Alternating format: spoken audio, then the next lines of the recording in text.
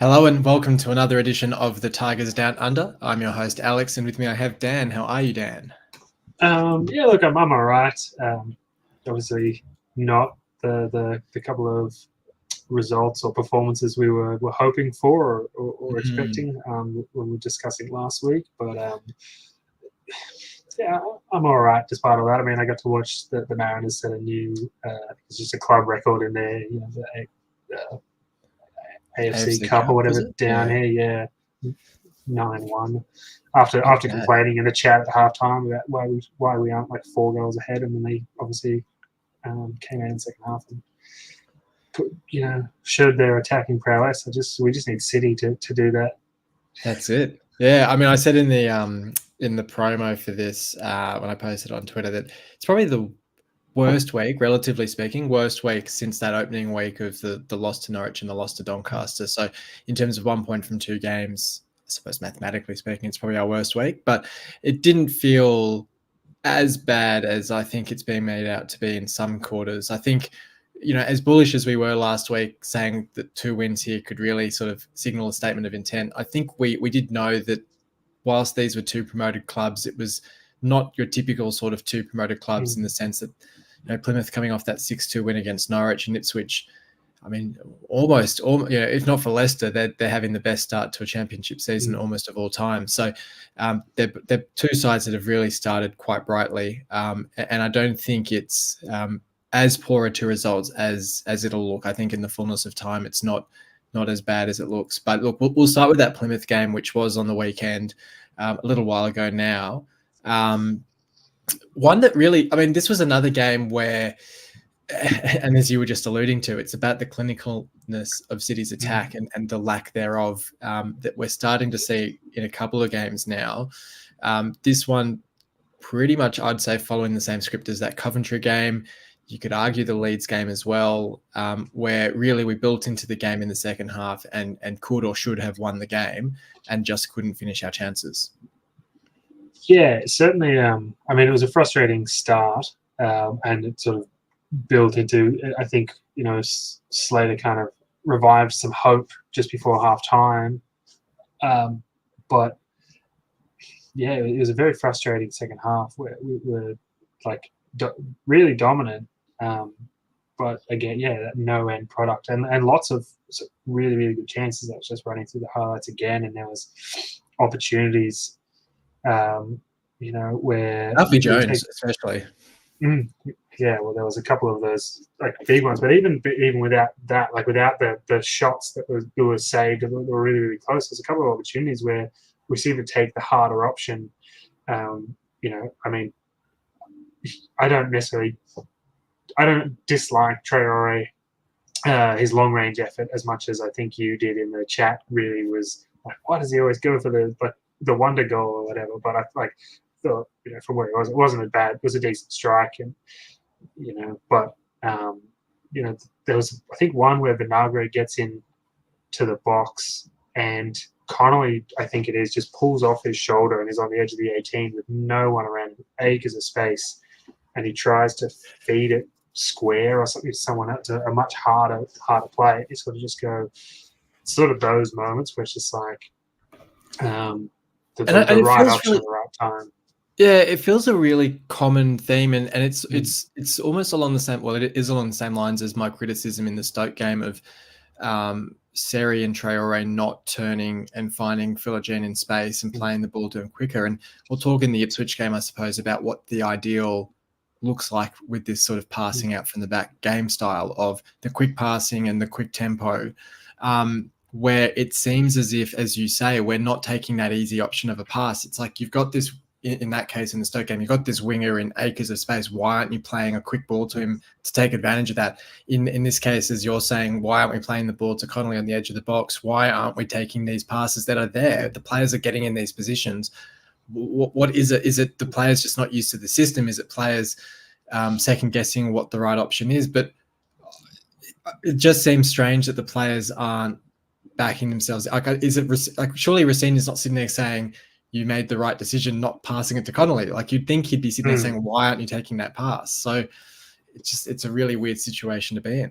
Yeah, I think it's just that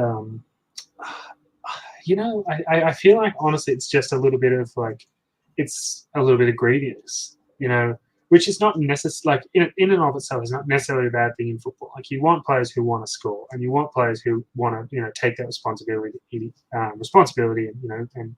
be the one who does the thing that wins the game. But I think that the good players are able to balance that out and recognize when is the time to do that and to take it on and take that, make that moment about you, and when are the opportunities just to say like, what, I've done the hard work to get to here, and if I just do this, like, I mean, we scored the couple of goals we scored have been great examples over the last few weeks. Have been great examples of that. Philly Jean getting down the line and cutting it across, for a tap in, and those when it works like that, it's great. But it's been a little bit that we sort of get in around the box, and for the most part, we're going. I like where it seems the players just go, I don't know really what to do, so I'm just going to shoot. And I think that I honestly that's something that is going to, that's going to work itself out over the course of the season. We'll start, each of those games. You imagine it. I imagine that they're in their post-match analysis going like, when you get into a position like this and you've got these are your options, right? You try to play this one. That's a low percentage ball. It's real hard for if he gets it. It's hard for him to turn. It's hard for him to shoot. Hard for him to do anything there. So and making them aware of those other options, in future. So I imagine that they're like that. This is something that is going to improve, and I think. You look at our attack, and it's very different from last season, but the attack that we had last season compared to this season is very different already. And I think we're on the right track. And I think some of that is like, I think Philigine's starting to really find his feet with us. I think he's looked really dangerous in the last probably 2 to 3 games. Definitely these two where the team as a whole wasn't at its best. I thought he was a standout pretty much in both games. Probably almost the only player who really looked dangerous every time he was on the ball. And I think that, once he starts to find his feet, he's got an assist now, or is it 2? Just the one? 2, because he got the one against Stoke as well for Connolly. So a couple of assists. So I think he's starting to build and find his rhythm, find his form. Here, and I think once he gets going, I think he's going to be one. Once he gets a goal as well, I think that'll boost his confidence up a heap as well, and he'll start to become really, really dangerous. The player that we sort of know that's in there just waiting to be unleashed. But yeah, I think it's that I think you sort of touched on it, where it's like these couple of games. If you look at them in isolation, it's pretty disappointing. But when you look at it in the context of the season, of this process under Rosenia, it's not really the end of the world. And I think that sort of reflected in just this idea, even with the attack, where we're improving, but we're not at the end of we're not at where we want to be yet. You mentioned our attack last season, and I can't help but think in terms of our lack of clinicalness in front of goal, there's a certain striker playing for Metz over in France who could be a pretty handy addition to this attack in Estepinian. And I can't help but think, especially with the fact that we weren't able to get Keenan Davis in from Aston Villa, that we've definitely gone in one striker light in that attacking department. And it seems to me, and look, we did see both of them start against Ipswich, and I mean, Connolly ended up with a bit of a knock in that game, which was a concern. But it seemed to me, given that, again, Delap didn't start against Plymouth, that Rosenia is rightly conscious of the fact that if we start with both strikers in Connolly and Delap, then we don't have anyone to come off the bench to replace them who's a like for like, but B, if one of them then picks up a knock, you're in a much more precarious position as well. So it does seem as if our inability or the nature of our transfer business towards the end of the window has in some way tied our hands a little bit with how we line up in games. Now, I mean, as I said, we saw both of them start against Ipswich, but it does, I can't help but feel if we'd kept hold of Oscar, even though he doesn't necessarily play that more passing game, and he's not going to do a Delap sort of role in the side, but you throw him on for the last 30 minutes, he's someone who can get you a goal in the box quite capably. Yeah, I think it seemed to be like, I agree. I think he would have been really valuable to have kept and just given us something a little bit different in that forward area. Someone who realistically is going to play as a number 9, a target man, someone who's going to stay up top. I see lots of comments about people going, why don't we play to lap through the middle because he's bigger and more physical. Well, Oscar fills that space as well. He'd be, I mean, all of those balls just coming in around the 6-yard box. That's sort of his bread and butter, and that's sort of how he wants to or seems to want to score his goals. Whereas Connolly, Delap, they're going to really benefit from sort of being in those wider positions, being off the shoulder, and being able to run at, get behind, get around a defender, and be coming into the box at pace versus really just, I mean, Connolly's doing okay with his 5 in that central position, but I think it was an interesting one, and I know Rosini says it didn't fit the style that he wants to play, but I think once you get to the point of the attack, as you said, like how much passing around does he really have to do? He just has to be able to put it in the net, and we saw him do it 13 times in his first season in the championship. So I think he can do that part of it for. He could have done that part of it for us. So. There's a certain striker that plays for Manchester City who has something like 10 to 15 touches in an entire game. But he scored something like, was it 60 goals last season? Like, you don't need to be an intricate passer to fit into a style like that and to actually succeed. But look, we'll leave that one there. Final point on this game before we moved on. Rosini did after the game sort of call out there was a bit of booing that took off after their goal, and we played it around a bit at the back and almost coughed up a second goal as well. And I do find it an interesting one, and we'll talk about it a bit more with the Ipswich game as well, where they've kind of gone through a similar transition of styles.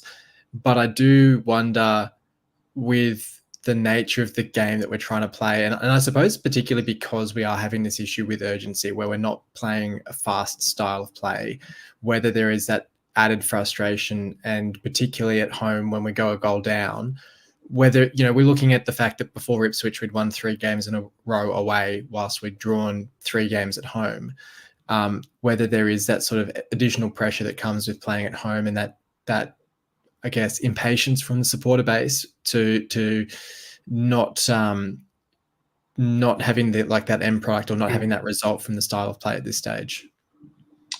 Yeah, look, it's certainly it's a tough one, I think, because obviously, you want to go out and you want, we want a sold out stadium. You want to be playing in front of your home fans.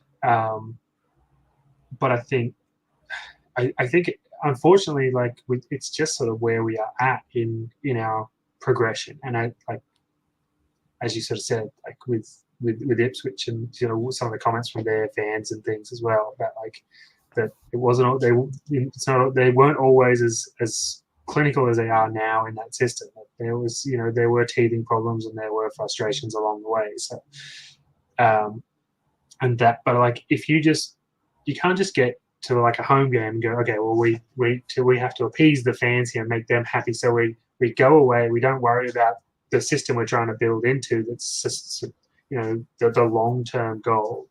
We throw that away for the short-term goal of, just making the fans happy because we're going to attack quicker, or whatever it is that they actually what we really want. Because some of the complaints before Allsop came, it was, it's all tiki-taka. There's no, why don't we just, play a long ball every now and then. We play a long ball and, to Connolly, and, he scores. So that sort of, it just seems there's a little bit it's so easy to be a football fan because you can just complain about whatever you want. Interestingly, I saw because you go along. Well, it was interesting. After the Plymouth game, I saw a fun stat, which was that we actually had the second most successful long balls in the entire league for that game week. So you sort of think, if the frustration coming away from the Plymouth game is, why aren't we playing it long more? Why aren't we going up top more direct, etc.?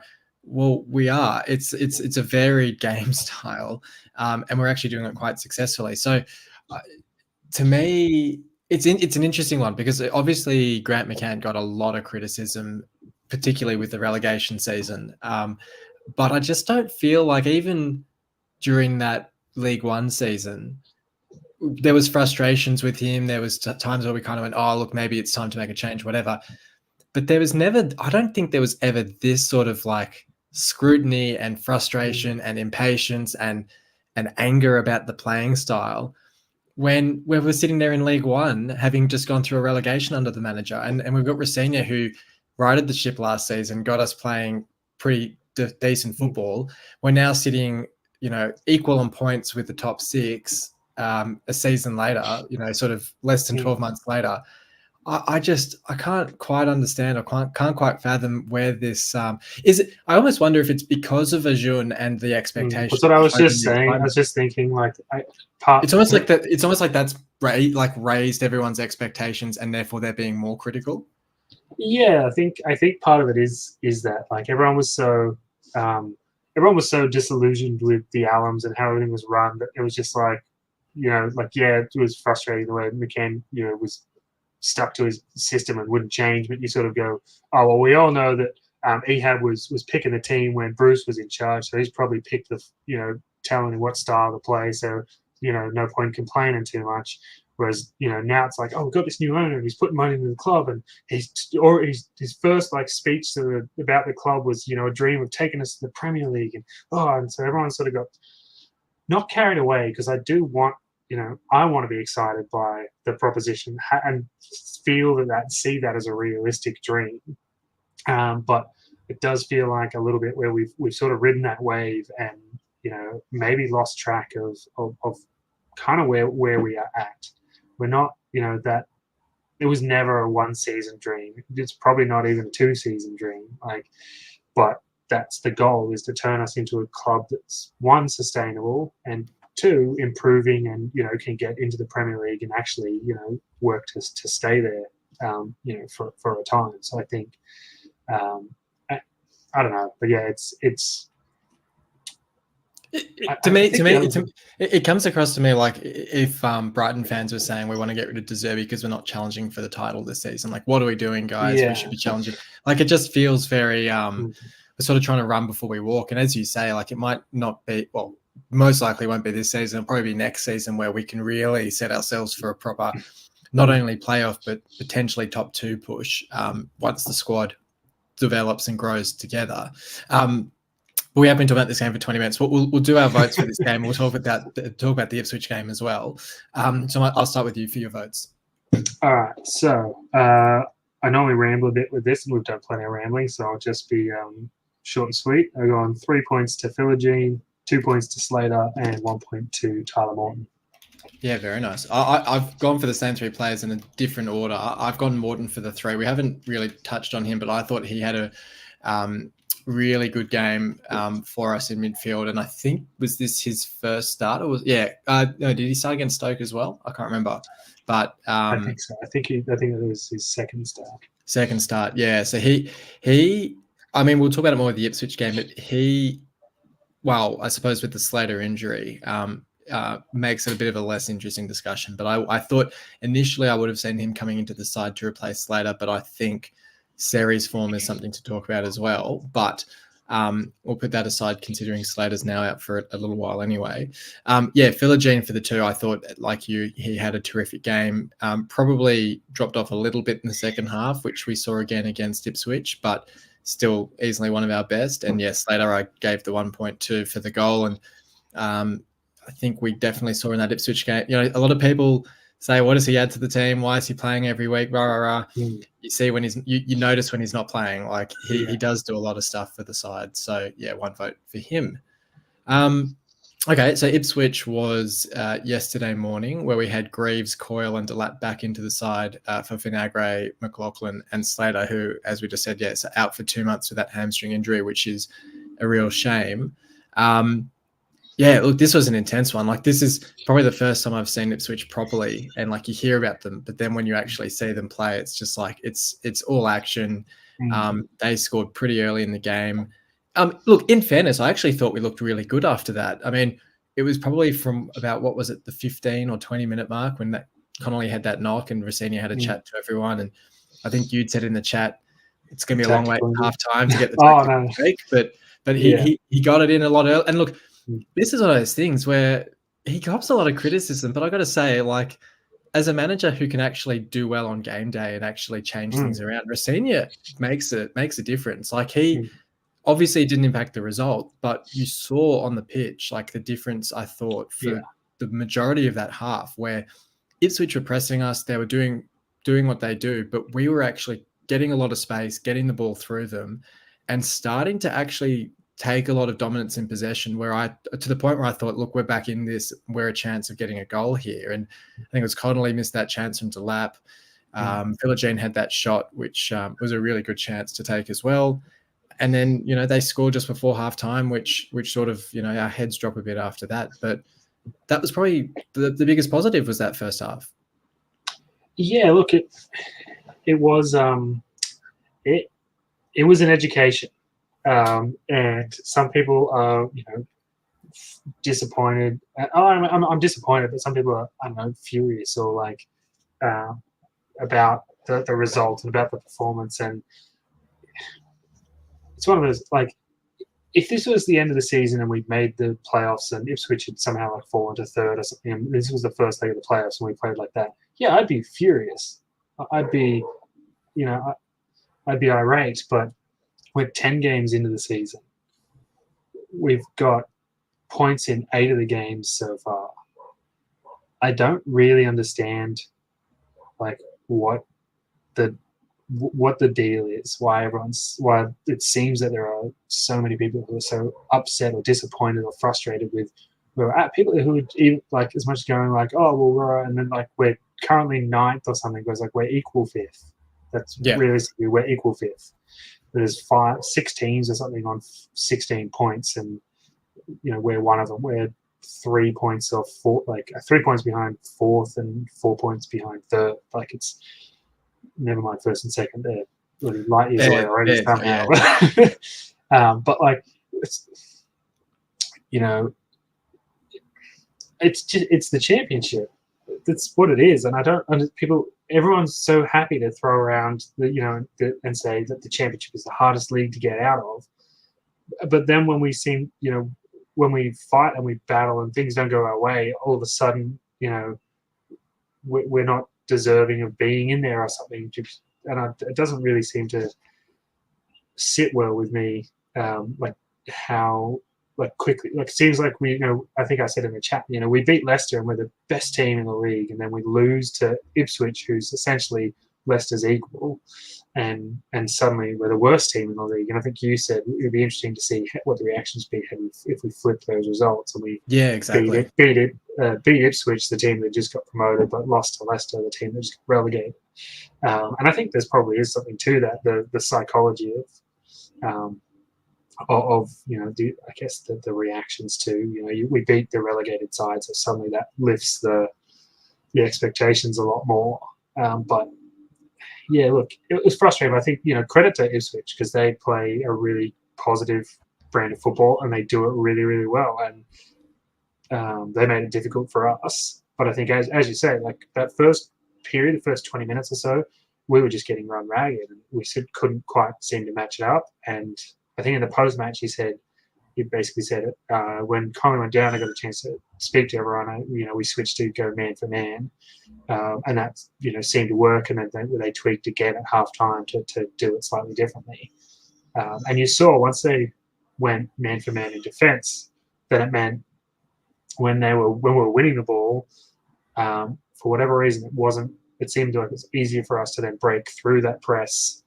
Switch it out the other side, and we let Delap go down the right side a few times through that through breaking that press, which seemed to also be having someone. It wasn't a lat. We weren't passing laterally to try and break the press. We were dropping it deep and then going through the line that way. It seemed to be, because I think a couple of times it was dropped to like from Coyle to Greaves, who then played it through to the midfield, and then we went out. But that first little period, it seemed like if we broke it down the left, Philogene just sort of turned and was just going. But it seemed, all the bodies are in that space. Yeah, yeah. This wasn't quite working, but a couple of tweaks, and I think like our performance in general got better as the game went on. I think even late we were pushing to try and get a goal quite hard in the last 15 or 20 minutes, but it was just a lack of like decisiveness and sort of clinicalness in just general play. Too many times where we went to pass into the midfield and that pass went astray, was too soft or too hard, that allowed Ipswich to pick it off. Too many times, even when we went to pass it out of our back ourselves, and we went to we play a ball out to the Coyle or Vinagre when he came on, and he makes that run, and then he's got to hold and he's got to wait for that ball to get to him. It's just like those little things. Those passes need to be right. They need to be in front of them. They need to have the right pace on them. Otherwise, you do get stuck where you've got to hold, you've got to wait, you wait to get the ball, and then all of those forward options are closed down. We end up having no choice but to go back. I think you sort of touched on it before about Seri. I think he has been pretty poor. Probably. Yeah, since that Stoke game, really. Definitely these two, but maybe even I think this year. I think he's been a little bit down on. I think he's not been terrible. Yeah, I don't think he's been terrible. I just think he seemed to be, and whether that was just because he was picking up more of the load last year or something, he seemed to be more influential last year, and he certainly still had his moments. But I think he's also for just as many like good moments, for just as many balls where he's like chipped it in for Connolly to score a goal, or where he's put in a brilliant switch for Delap or whatever. There's been just as many unfortunate, but slips on the edge of the box. A pass that when we're trying to play out that's gone to the opposition or whatever. And so I think he's been one who's been really disappointing in terms of not being clinical with the football. Where when we bought him, that's what we were expecting was that midfield maestro, good on the ball, tidy passer, and he just not really delivering that at the moment, which is a bit frustrating. And I think the other one who was a bit of a shame in this one was Traore, who came off at halftime for Twine, which was probably the right call in terms of who came on. But yeah, Traore in this one didn't look great. And we sort of talked, I think, in the chat around who the culprits are in terms of that more methodical, slow, labouring style of play. And it does seem as if it's mainly Seri, Traore to an extent as well, though Traore is able to play those quicker balls in behind at times, which is still quite effective. But you almost think, it's a shame that Slater got injured, but you almost think if it's a Slater, Morton and Twine midfield, I'd say, that feels a bit too attacking maybe. But you've got a few workhorses in there who can win the ball back in Slater and Morton, who can play the ball, but it just feels a lot more mobile, whereas Seri seems quite slow on the ball. He's getting on a bit as well. I think he's 31. So you think in a game like this, high tempo against Ipswich, 31's just ancient, isn't it? 2 starts in 4 days or whatever it was as well. He's a hard one to drop. It does sort of cast my mind back to that, was it 15, 16 season under Bruce, when you got Diami and Hernandez and stuff, where it almost, and Huddleston as well, where you almost felt like that midweek game was always a struggle because those guys just didn't have the legs for a second game in a week. And Traore and Seri both feel along those lines as well. Traore's had the huge injury layoffs, so you can't help but think maybe they don't have the legs for that. And the other one who we haven't really called out was Christie. I feel like has just had a really down start to the season. Another one where like he we played Coyle out on the left. I almost think I don't know if it's just a lack of faith in Vinagre or what it is, but whether you we had 2 left backs on the bench against Ipswich because Furlong was there as well. So you had Furlong and Vinagre on the bench, and we played Coyle out of position. And he's actually been Coyle's been I think pretty good at right back.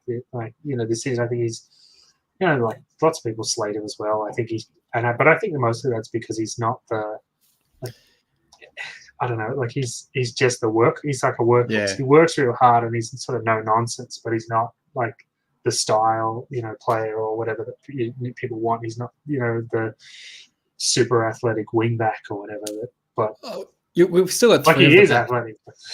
Yeah, but we've still got 3 of the back 4 from our League One season, which I feel like people just kind of can't get to grips with. That it's the same. But you say they're still good. But I just think you look at Ipswich, who's basically got their team that won League One last year.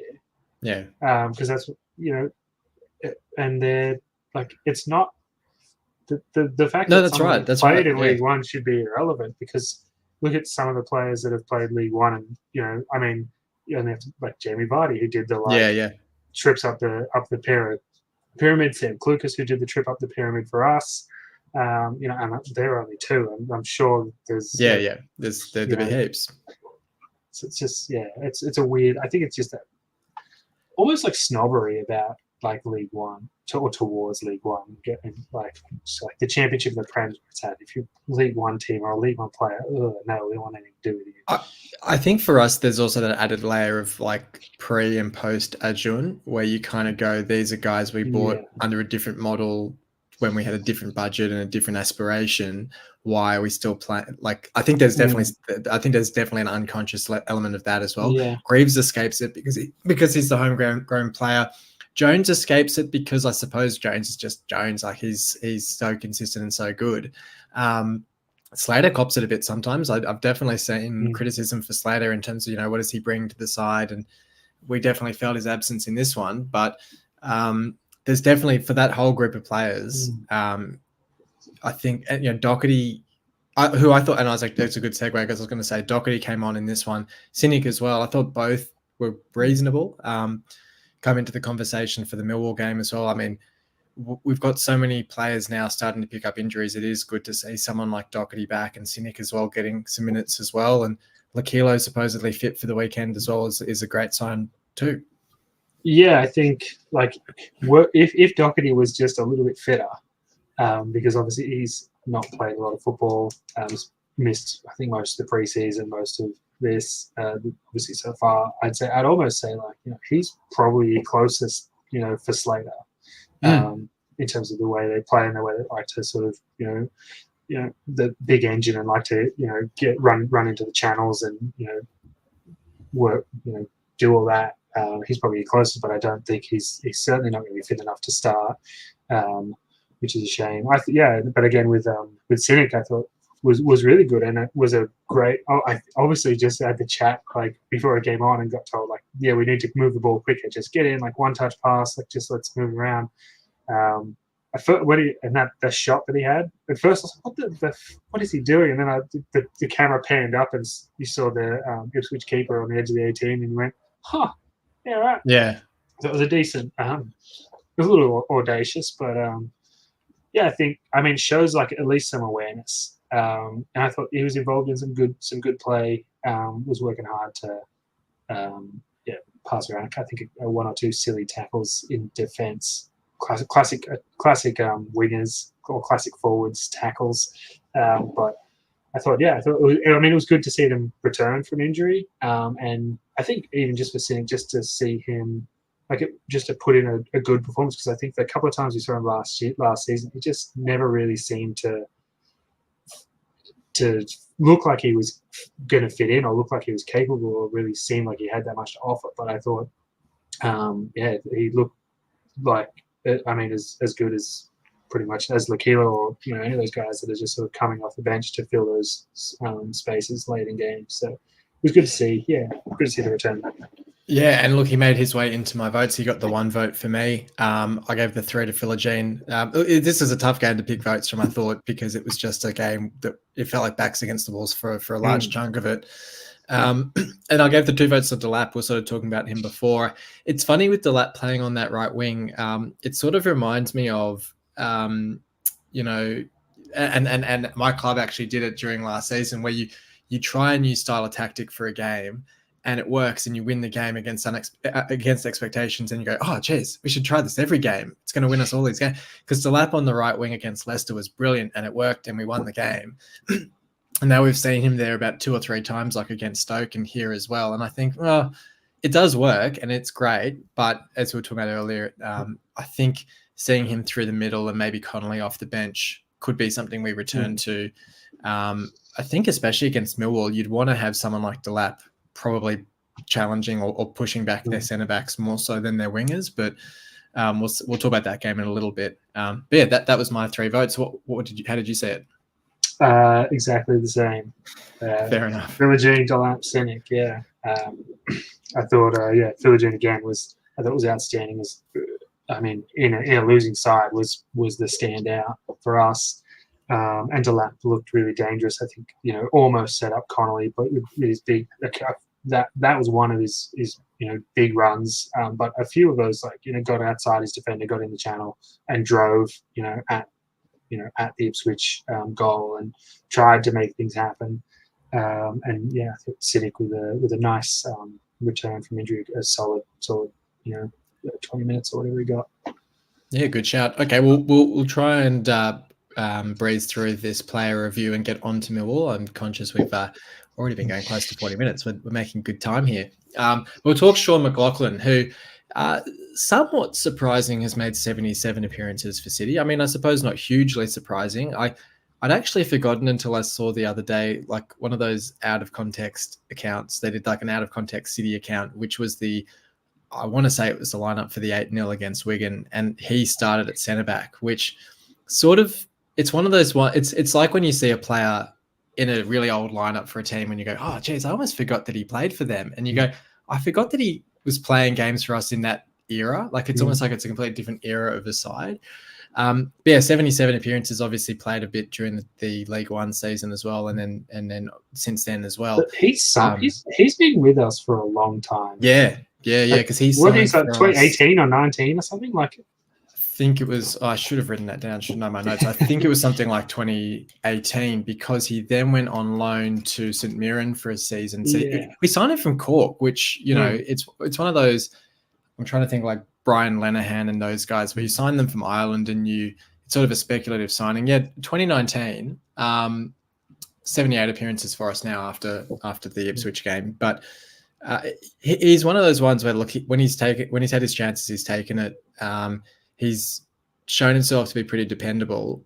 I do wonder, I mean, having just talked about that stigma attached to the pre-Ajoun era, we seem to have this issue, like we've got this great set of centre-backs, but you almost think to progress, we probably do need to start upgrading them, and where are the weak spots in the defence? And I would say perhaps that he, at 26 years of age, he's good. He's got a great long ball on him when he wants to ping it. Maybe he's one that we look to move on over the summer, perhaps. It's hard to say, and it's the same with Jones and it's the same with Greaves, where you go, they're all great, but you got to start upgrading eventually. Potentially, maybe not. Maybe we keep them and they just get better with the side as the side gets better.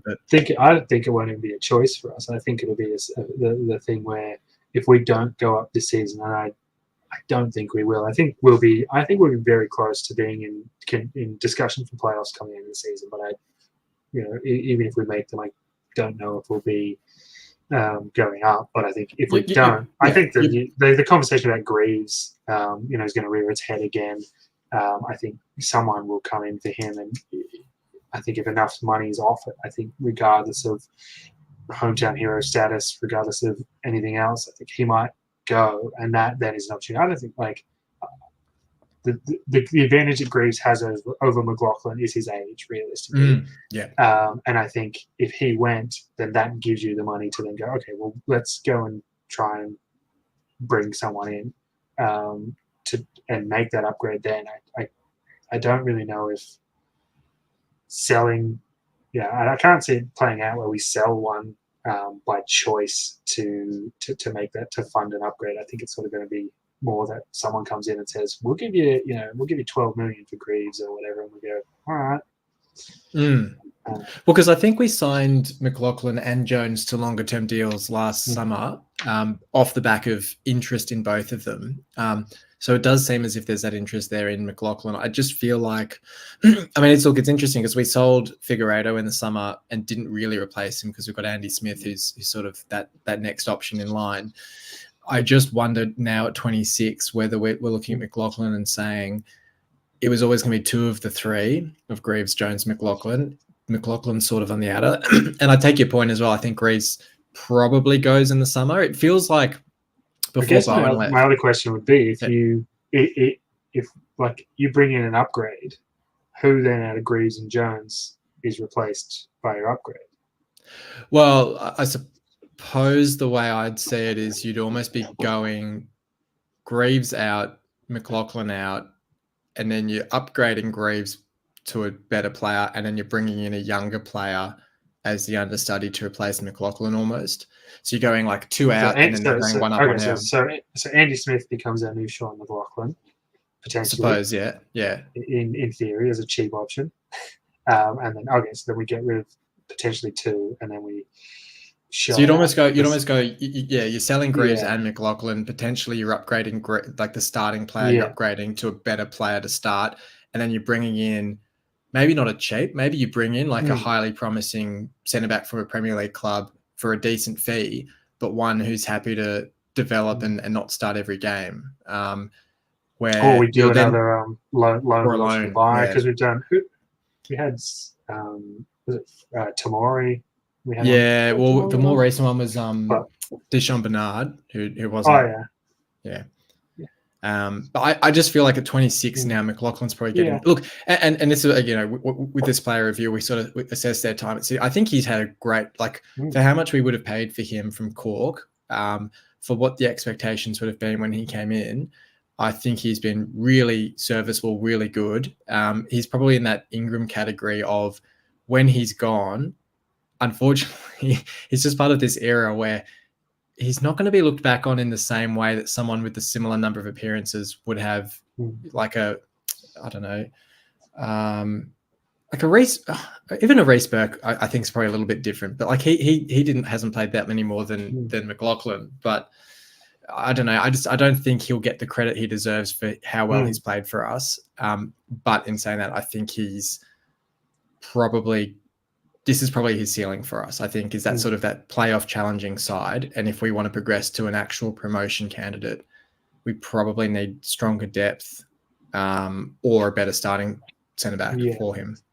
Yeah, well, that's fair. I think I feel like there's a part of it where McLaughlin's been really unlucky not to have been out of the way to force his way into the starting 11 on a more consistent basis, because I think realistically he's never really done that much wrong.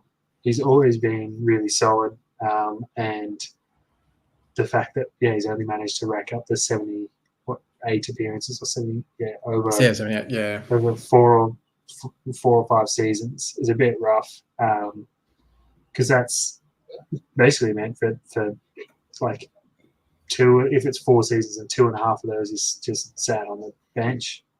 No, for sure. He was out on loan for one of those seasons, but still, like, he spent a lot of time just riding the pine, which is very frustrating. I think he deserves better than that. I think he's a player who deserves to be playing. But where do you, without an injury or without a suspension, how do you force him in unless you want to try and go 3 at the back or something? And that's why I'm like, we've been so consistent with our, touch wood. We've been so consistent with our back four in terms of, our 2 centre backs in terms of injuries. Like, the only way he's actually really gotten into the side is when Greaves has shifted to left back. Like, it's not been through injuries or suspensions, really. It's been when Greaves has played a different position, because Greaves and Jones just don't miss games of football. And that's where I compare him to Ingram, where I'm like, he's just unlucky to have not played more games. Like, he's been with us through, I think him and Ingram have probably been with us. They probably joined in the same window just about, because I think they've both been here since 2018, 2019 sort of time. There's nothing you can really say. Like, as you say, like, he's never really had a poor game or a standout. if he started the 8-0 against Wigan, he's probably had a couple of poor games. But no, look, I think. But I think, no, not a game where he himself, like, he's No. had, like, that game, I think you just scrap. Everyone was shit in that game. But, like, yeah, I can't really remember any games where, like, everyone else was good, but we lost because McLaughlin was shit. Stuffed up or something. Yeah, that's yeah. it. That's it. Well, let's talk Millwall now. Let's round things off with the game against Millwall. There's a couple of players at Millwall to be reunited with. Obviously, Ryan Longman can't play against us because he's there on loan. But George Honeyman, I haven't actually heard too much about him this season. I assume he's been playing for them. But I think George Long left them in the summer, I want to say. So I think it's only those two that we'd come up against on the weekend. I'm just having a look at their lineups now. Yes, okay. He was an unused substitute against Plymouth, which is interesting. But they've got 2 wins in their last 5. They did beat Plymouth, our second most recent opponents, midweek. So struggling a little bit. It's Gary Rowett's under probably a little bit of pressure there now, having missed the playoffs a couple of times with them, and now having a bit of a rocky start to the season. And I think with managers who have that more dour defensive style of football, once the results evaporate a little bit, the pressure definitely comes on a lot quicker. So it'll be an interesting game in that sense. I think if we were to win reasonably comfortably, it might be an interesting time for Gary Rowett there. It feels a little bit to me like quite a comparative game to the Stoke fixture, going away to a side who've been generally pretty decent, pretty solid, but going through a bit of a rough patch. And as a result, a game that we really should be targeting for the 3 points to bounce back from, the last 2 fixtures for us. Yeah, no, I've tipped us to bounce back in our prediction league, but I think everyone, the players, coaching staff, everyone, can see that the 1 point from these last 2 games is disappointing. I think that as well. Had we beaten Ipswich, had we beaten Plymouth and still lost to Ipswich, I don't think it would have maybe been felt as frustrating as it was. But I think just a 1 point from those 2 was pretty dour. I think this is a really good opportunity to bounce back, to I guess like recover some form, some pride, some because there's not many. I know we went out. They tried and they went okay, but I think Ipswich really outplayed us, and so this is a good opportunity for us to our players to stamp their authority on a game again before we have that couple of week breaks. So it's always good to go into those breaks on the back of a victory. So I'm hoping we can.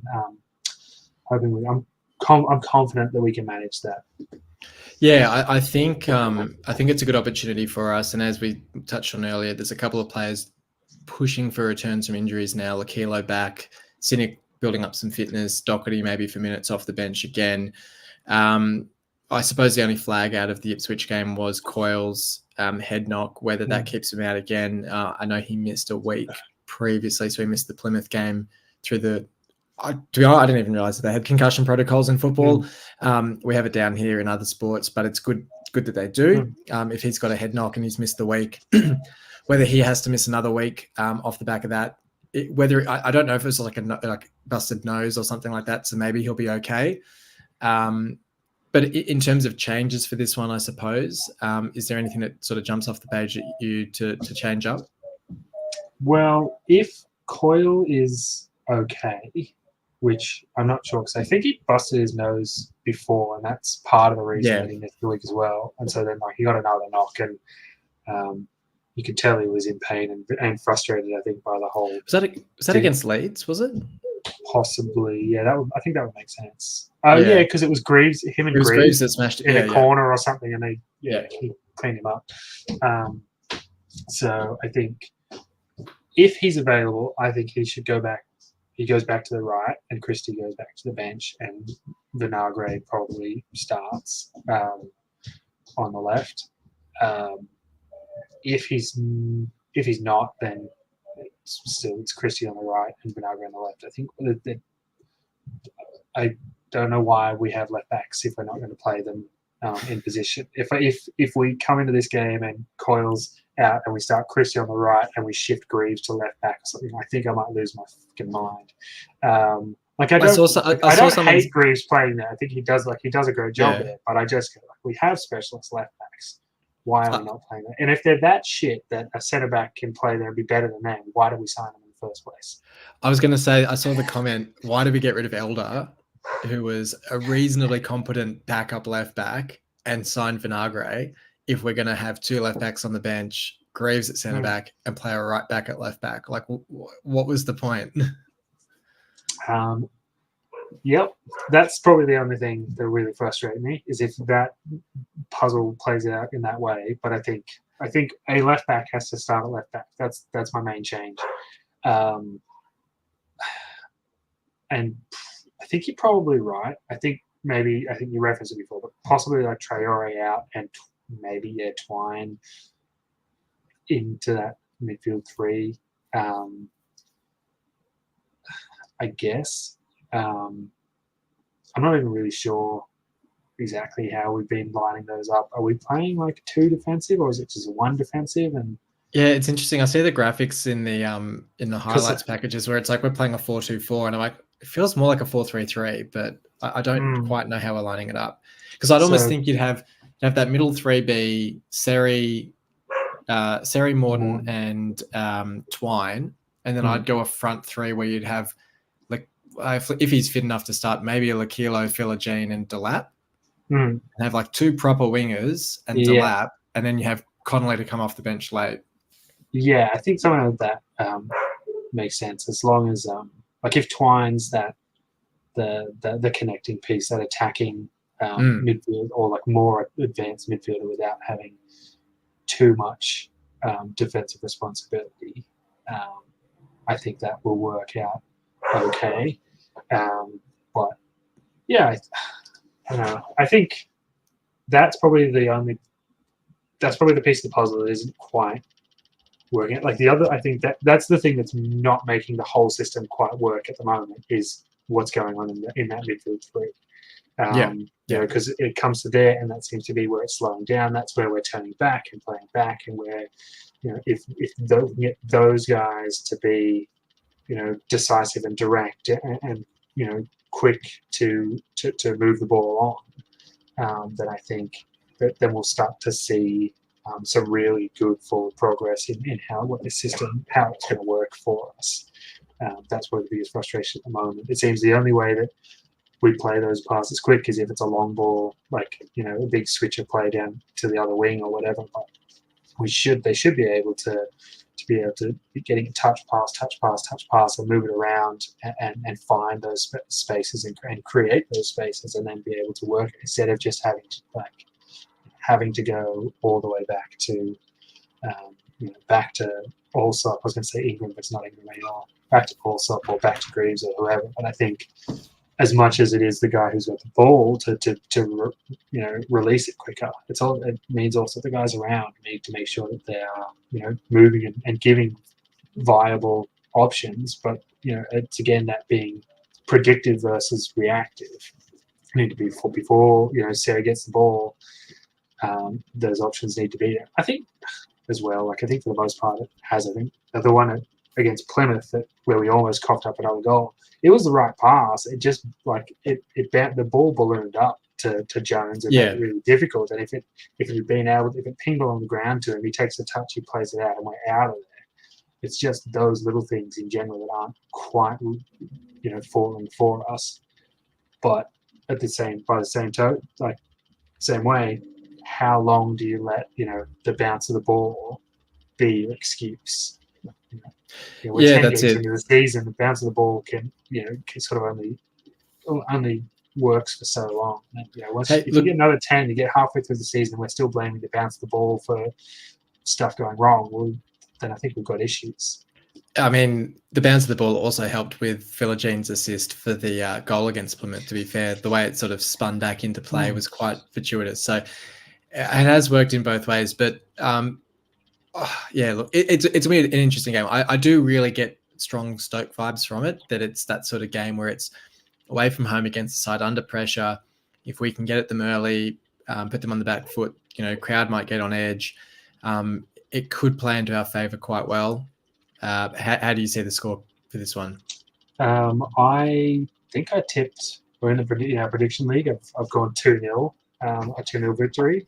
I'd like to see another clean sheet. It's been well, I guess Leeds. Only 2 for the season, yeah. So another one of those would be good. A couple of goals would be good also. I really hope Philogene gets a goal. I think that'll just send him, I think, on his way for the season. He's looked really sharp. He's playing well enough that he deserves a goal. That he's had the shots, he's had the chances. Twine getting a goal as well would be great. Get that confidence up. I know that means he'd have to get the shots on target first, but I'm sure there's something coming there. Look, I think I've gone 2-1 in our prediction league because there's something about us at the moment. We just can't seem to keep the clean sheets. It's like we have that lapse of concentration at least once a game. A clean sheet would be great. Like a nice 2 or 3-0 win would be perfect, and a perfect tonic for the week we've had. And then, as you say, sets us off well for the international break. But I think it'll be a tight one. But, like I said, I think I get vibes of that Stoke away game where we should be competent enough that we can overrun them. We've got the quality now. Getting players back from injuries as well will help. It's a shame that Tufan seems like he's out until after the international break.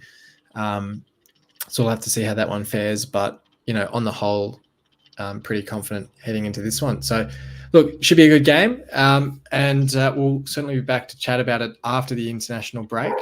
But until then, thanks for joining me for this one, Dan.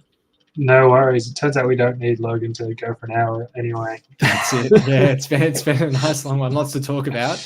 So hopefully everyone enjoyed listening into this one. We'll be back after the international break. But until then,